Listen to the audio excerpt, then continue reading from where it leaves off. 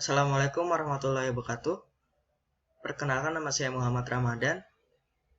Saya adalah mahasiswa aktif di Institut Teknologi Telkom Purwokerto dan saya mengambil jurusan S1 Teknik Elektro.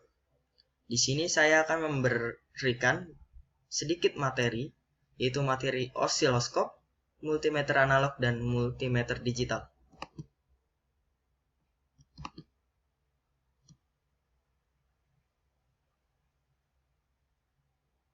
Osiloskop yang pertama adalah alat ukur elektronik yang dapat memetakan atau memproyeksikan sinyal listrik dan frekuensi menjadi gambar grafik agar dapat dibaca dan mudah dipelajari. Dengan menggunakan osiloskop, kita dapat mengamati dan menganalisa bentuk gelombang dari sinyal listrik atau frekuensi dalam suatu rangkaian elektronika. Pada umumnya, osiloskop dapat menampilkan grafik dua dimensi dengan waktu pada sumbu X dan tegangan pada sumbu Y. Osiloskop dapat digunakan pada industri-industri seperti penelitian, sains, engineering, medical, dan telekomunikasi. Saat ini terdapat dua jenis osiloskop, yaitu osiloskop analog yang menggunakan teknologi CRT atau cathode ray tube untuk menampilkan sinyal listrik, dan osiloskop digital yang menggunakan LCD untuk menampilkan sinyal listrik atau gelombang.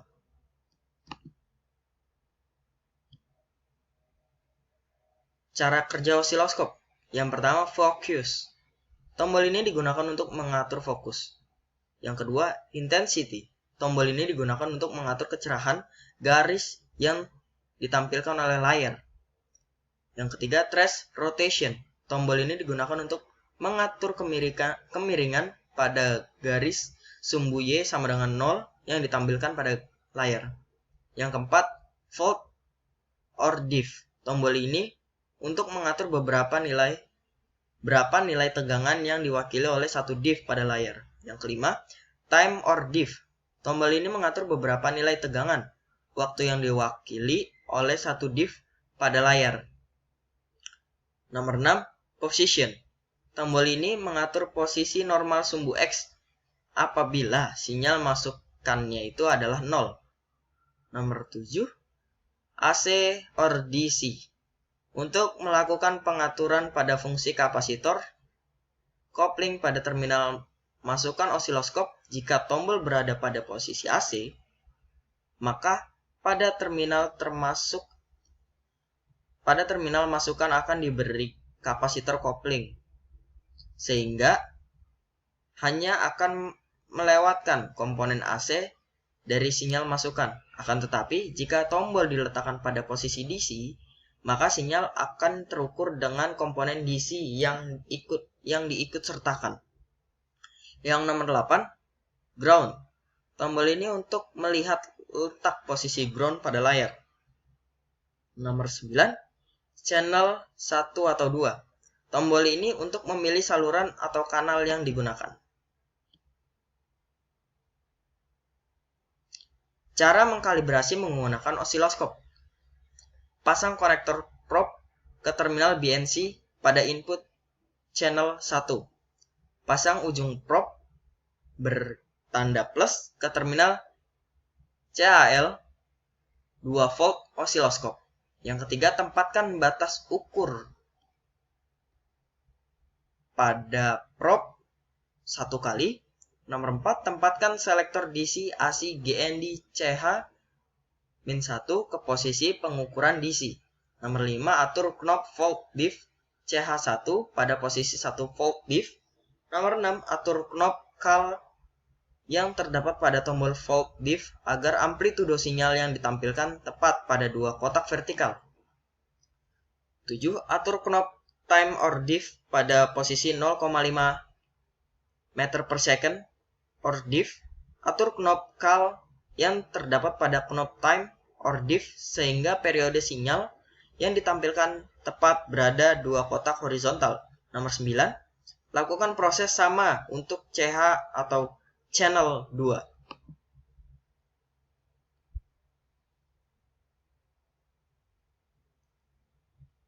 Materi yang selanjutnya adalah multimeter analog dan digital.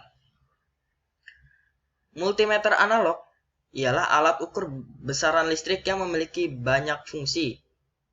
Pengukuran besaran listrik pada multimeter analog ini terdapat fungsi pengukuran tegangan, arus hambatan, dan kapasitansi dalam perkembangannya komponen ini yang biasanya berfungsi sebagai penguat. Multimeter digital, jenis multimeter yang telah menggunakan display digital sebagai penampil hasil ukurnya. Hasil ukur yang ditampilkan pada multitester digital merupakan hasil yang telah sesuai atau tepat, sehingga tidak lagi perhitungan antara hasil dan batas ukur. Cara mengkalibrasi menggunakan multimeter analog dan digital. Atur posisi knob pada pengukuran tahanan atau resistansi yang akan dihubungkan. Hubungkan singkat prob hitam dan prob merah dengan cara disentuhkan masing-masing ujung probnya. Yang ketiga, catat nilai tahanan yang tampil pada monitor. Yang ketiga, nilai tahanan yang tampil pada monitor harus dijumlahkan hasil pengukuran resistor untuk mendapatkan nilai pengukuran yang tepat.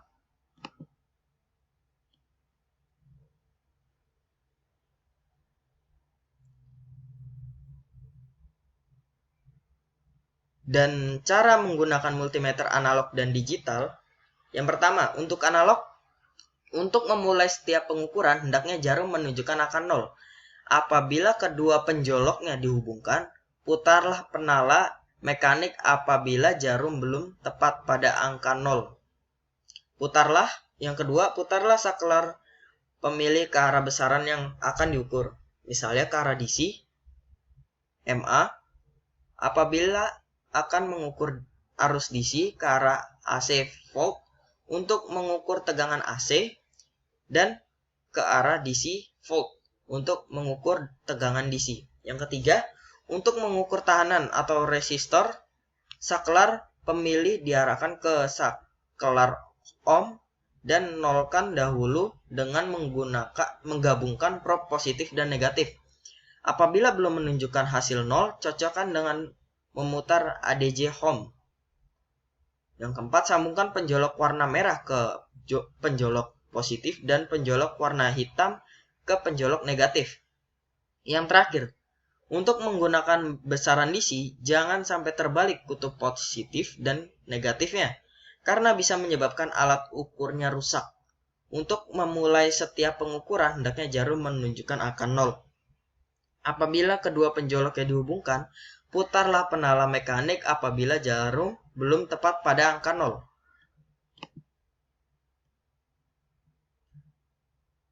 Selanjutnya, untuk penggunaan multimeter digital itu yang pertama, putar saklar pemilih pada posisi skala yang kita butuhkan setelah alat ukur siap dipakai.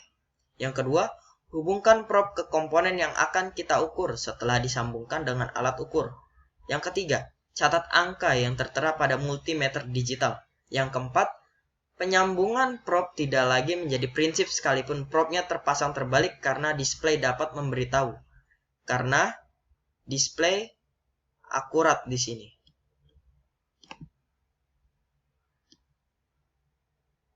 Ya, cukup sekian dan terima kasih.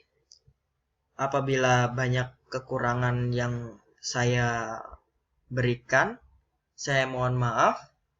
Apabila ada salah kata, saya mohon maaf. Wabillahi taufiq walhidayah. Wassalamualaikum warahmatullahi wabarakatuh.